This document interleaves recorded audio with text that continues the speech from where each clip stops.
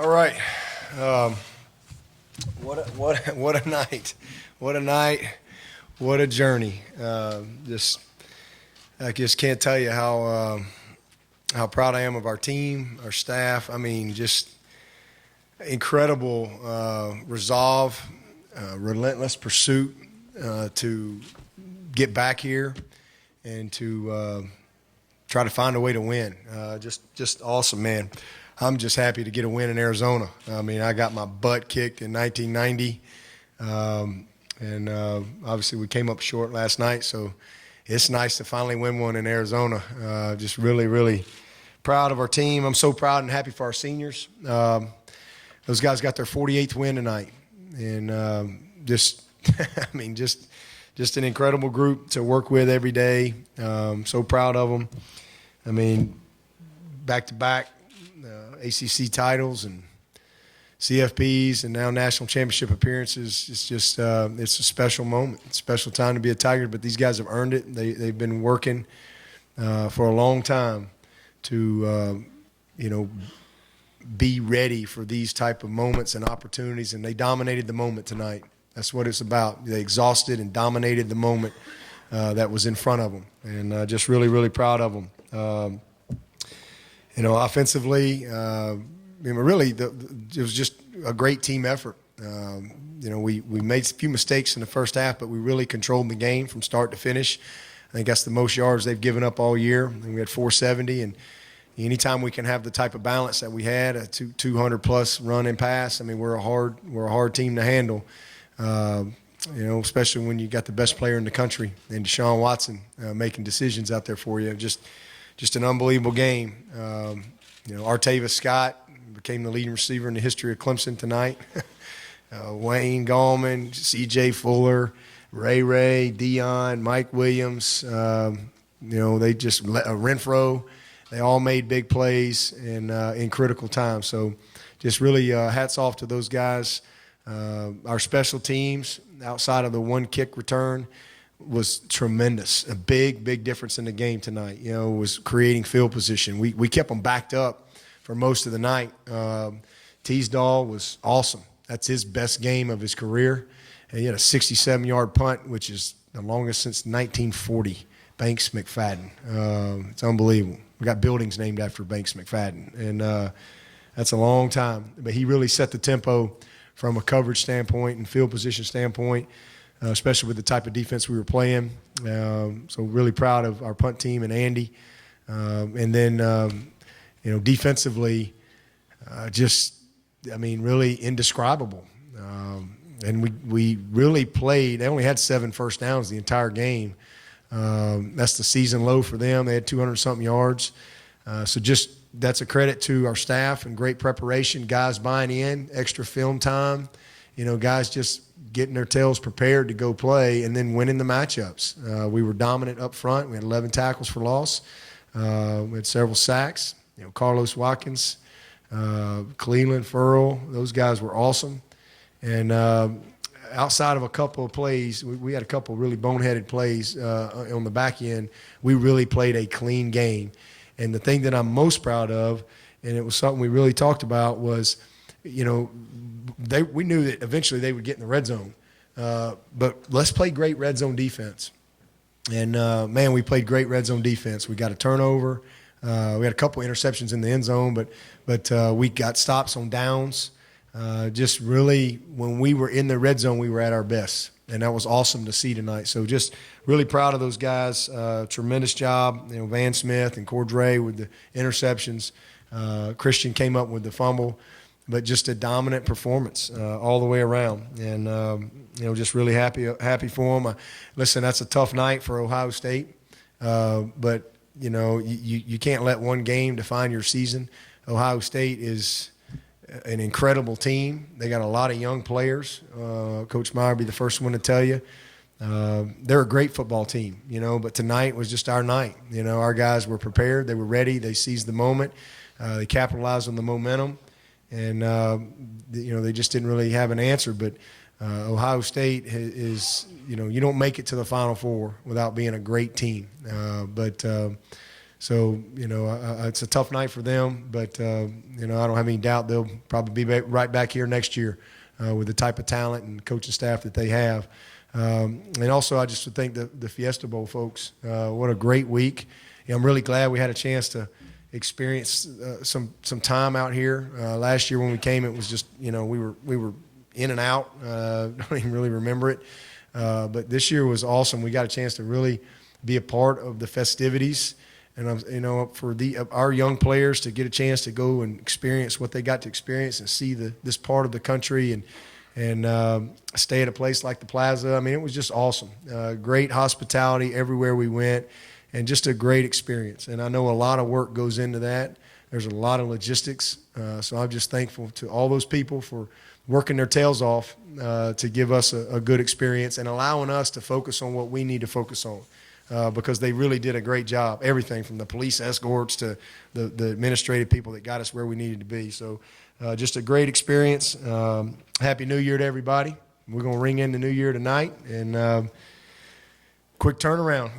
We get an all-expense paid trip to Tampa to play Alabama. So it's going to be another tough week of preparation and get ready to play the best team in the country in Alabama. They've earned that. But you can best believe we're going to show up, and we're going to lay it all on the line and see if we can find a way to finish. We'll start with questions now right here on the left, second row.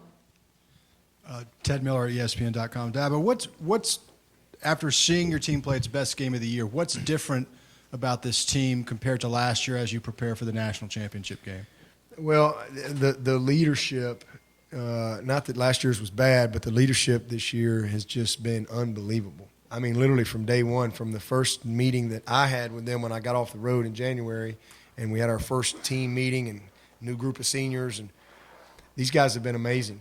I've never had a team. We do these accountability runs in the spring, and our first 2 or 3 accountability runs, nobody had to run. And so just literally from day one, the leadership has been unbelievable. But you're talking about Deshaun Watson and Ben Boulware and Carlos and Jadar and Cordray, just very Leggett, Gallman, incredibly committed young people. And then the other thing is we're a better team than we were this time last year because we have more competitive depth. We have more guys that can go play winning football. Last year we were very top heavy. We had a very good first group, but we were a lot of freshmen behind them.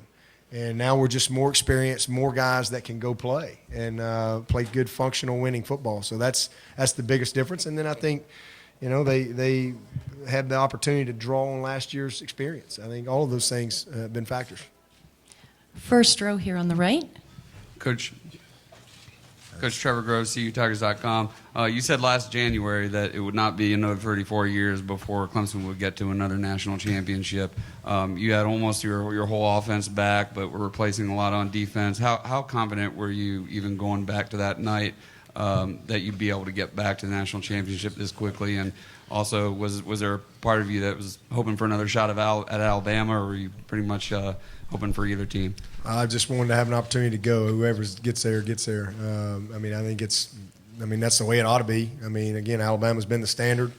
There's really no argument to that. So, sooner or later, if you're going to be the best, you gotta beat them. So we get an opportunity to do that, and if we're good enough, we'll get it done. But we know it's going to be a tough battle. But I'm just really, I knew it wouldn't be 34 years. I didn't know if we'd get back here this year. But with the type of foundation that we have in place with our program, the type of young men that we have, the commitment, we have a culture and a winning foundation that breeds consistency. So it's pretty special. 28 years since we've had back-to-back ACC titles, so it's pretty special. We know what's in front of us, but we're going to do everything we can to try to finish this year. We're going to stay with questions with Coach, so we're going to go here to the left. Coach Aaron Torres, Fox Sports. On the podium outside, you kind of referenced the credentials of your program, the bowl wins over Ohio State and Oklahoma, ACC championships. But despite it, you said, we're the elite program. Do you feel like at this stage your program gets the credit they deserve on a national scale? So much focus on the Ohio States, Alabamas. Do you feel like you guys get the credit that you deserve based on everything that you have done? Well, I think we've been ranked, up there in the top 5 for a long time. So I definitely think that the narrative has changed with our program, but still seems like we're always the underdog when we get in these big type games for whatever reason. But until you win one, there's really only one thing for us to do. We've done about everything that you can do multiple times, but we have not been able to win it all. But you got to get yourself in position to do that, and so now we're starting to. Hopefully, we can be a little more consistent with these opportunities and find a way to get it done. It's been. I reference that because it's not just this team. We've been on a journey since '09. You got to do something once. And it seems like once you kind of knock the lid off of whatever barrier it is that you think is in place, then you can do it again. And in '09 we were just trying to win the division. Golly, if we could just win the division, and we did. Now we got 5 division titles, and then it was like, okay, can we just win 10 games? Boy, wouldn't that be great? Well, now we've had 6 10-plus win seasons, and then it was, can we win the conference? Well, now we got 3 conference titles. But it takes a group of young people to break through. That '09 team broke through and won the division. And that 11 team broke through and won the conference in 10 games. And the 12 team beat LSU.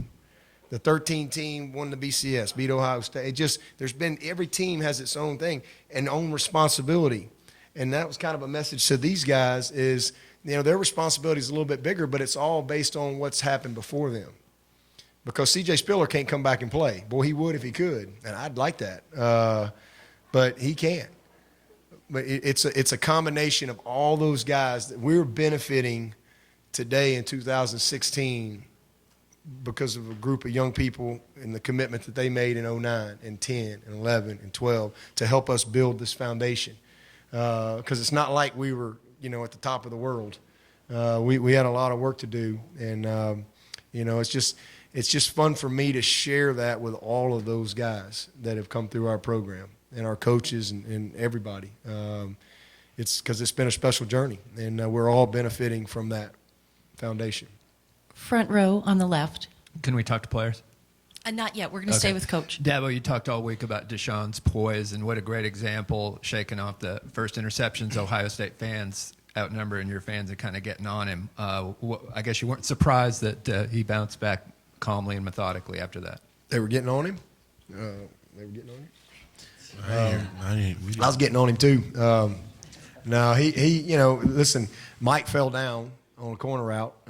So it's probably at worst an incomplete pass on that first one. And then the second one was, it's just an unbelievable play. The ball was perfect. He put the ball, you couldn't have made a better play.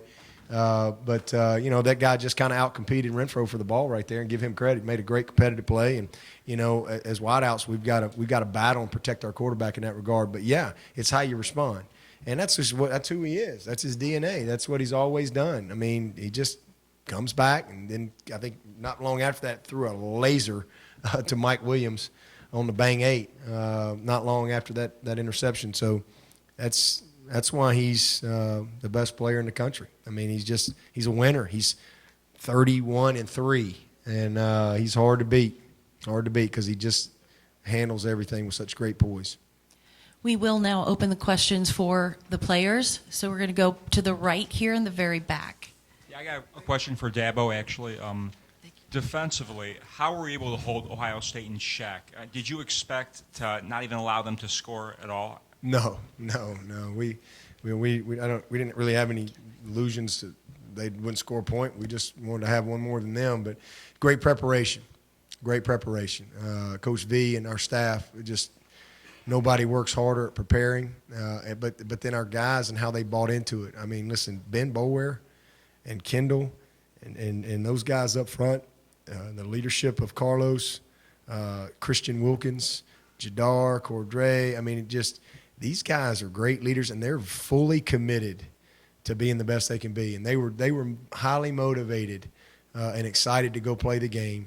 We knew we had a lot to prepare for. I'm thankful that we had a little extra time, but it all goes back to preparation and buy-in and commitment from those players.